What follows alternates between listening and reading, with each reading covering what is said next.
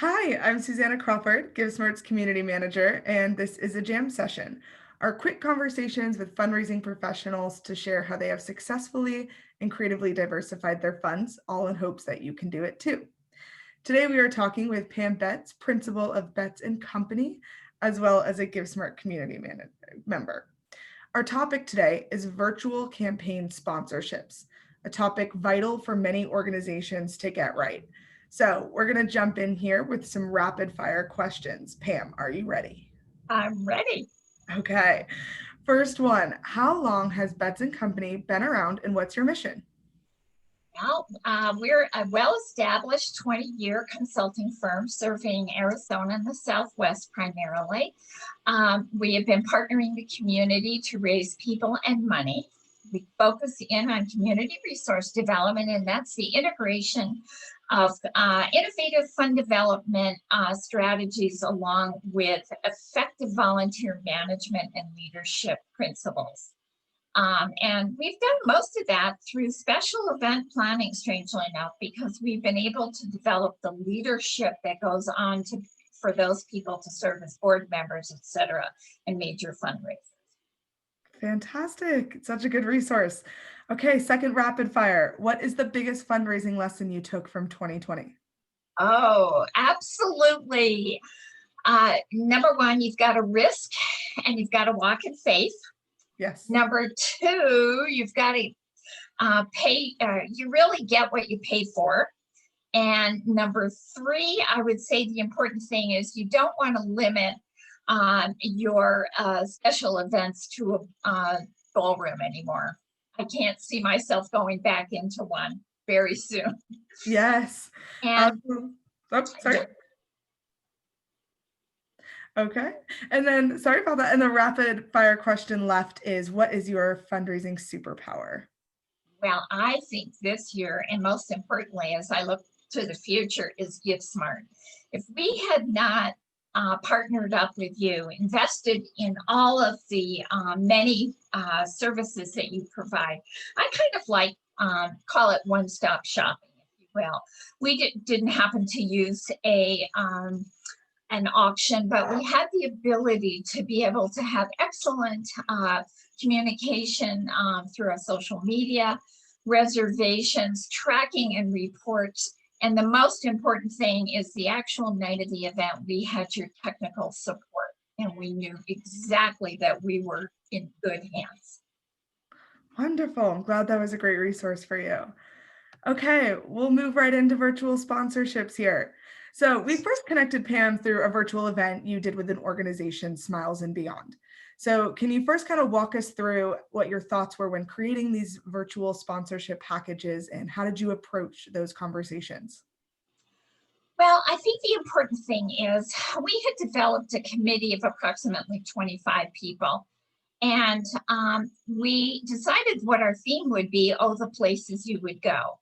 Smiles provides restored smiles and healthy smiles to the formerly incarcerated and survivors of domestic violence. So that the theme all went into together. It was also World Smile Day. So we really worked on the travel concept. And we were very cognizant because many of our committee people were from small businesses that were very significantly impacted by the initial phases of COVID. So we carefully looked at the economic environment, what had been our past levels of sponsorship, and we actually geared them down a little bit this year. But the most important thing we came up with is we wanted to get a matching sponsor because we felt a matching sponsor would incentivize donors and other people to come on board. So, go ahead. Okay. I was gonna say, absolutely. I mean, that's great. And how did you have those conversations? What did it look like when you took these sponsorship levels to these potential sponsors? Well, the most important thing is I think whenever you're soliciting sponsorships is you have to go back to your past sponsors and ask them if we did, really met their expectations. So Sure. we did that early on to a couple of actually our major donors. We branched out this year going to major donors and not just looking for the businesses. So we put together the sponsorships, we put together the benefits that you see on the screen. And then we went and met with our prospective sponsors. And the most important thing we said is, here is your grocery cart. These are the things that are in each level. What do you want? Is there something that's not on here that we could give you? So we were able to actually customize some of the sponsorships. I have found when you ask a sponsor in the middle of a solicitation what they want, they get silent and they will say, "Oh, I've never thought of that." So in many instances, you don't have to give away as much as normally you would. Right. That is great advice. And what kind of success did you see with your sponsorships? Any fun stories or tips to pass along? Oh, yes, absolutely. One of the things is we got $100,000 matching gift, There it is. and up to $100,000 matching gift. So anything we raised up to there, we knew we would double. That was such an incentive to our prospective sponsors and virtual table hosts and everything. The other thing I might add is, if you will see on here, we included everybody as a sponsor. You made $100 contribution, you were a carry-on sponsor. Okay, so that was the important thing. We felt everybody was important, and it was important to be inclusive. It wasn't. I think certainly during COVID, there was a sense of inclusivity, and we wanted to be fair to everybody and make everybody feel important. That's so nice. You always do make people feel important, Pam. I love that. And we'll move right along here. So, something that you wanted to highlight, and I think is fantastic, we're constantly being asked, how are people doing at home parties? And you created something called Parties with a Purpose. Tell us a little bit about, how did you set these up? How did you come up with the idea? And what did it look like when it came to their publicity and what they needed to do? Well, first and foremost, we started off with virtual tables, thanks to a webinar I was on with GiveSmart, and that we put that in because we were finding some of our quote former table hosts at galas were opting out at the 500 level, but as soon as we put that virtual table in there, they signed up.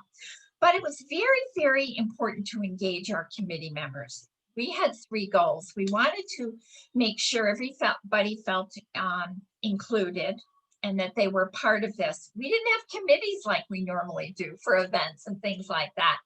So their one purpose, if you will, was to have a party with a purpose. Hmm. Now, you understand, we could only gather 8 to 10 people at a time. So what we did is we had parties with a purpose. We had a partnership with Papa John's Pizza, and they gave a certain amount back to us of all proceeds that evening. And so we ended up having basically pizza parties. People invited their guests, friends, family to come. The important thing out of that is they created the theme of the party.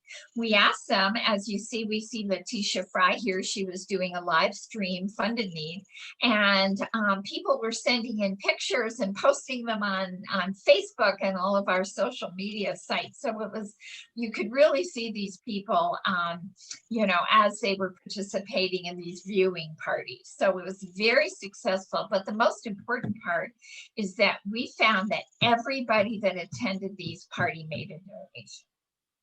Wow, that is success. And while I have you, you talked about creating, they each had their own theme. Can you talk about what were like a few examples of those themes and how did it fit your overall event? One of the things that we did in this event, we partnered with a virtual travel company, and they took us to Rome and Egypt, and we went to Paris, and we went to Greece, and we only went there for a minute and a half, but we found out very, very interesting facts each place we went. So we had some people that did a Roman theme, others just, were in Paris, etc. So we carried the whole theme of the event through. And we had 12 of these parties with a purpose. So it's whatever they wanted to do. We had a Hawaiian one, a theme one. So it was important just to engage people, and people that were on the committee were so excited about doing it. Yes, I could see how people would be excited to be able to create these. I would have loved to be involved for next time. All right. Well, thank you, Pam, so much for being here and sharing your story. That wraps us up today. Well, thank you for having me. And believe me, GiveSmart is just the organization to go with to make your event a very special one. Oh, well, we appreciate you, Pam. And thanks to our listeners. If this type of resource interests you, visit us at GiveSmart Community and givesmart.com/community to find us. And we can't wait to see you there. Thanks so much. All right.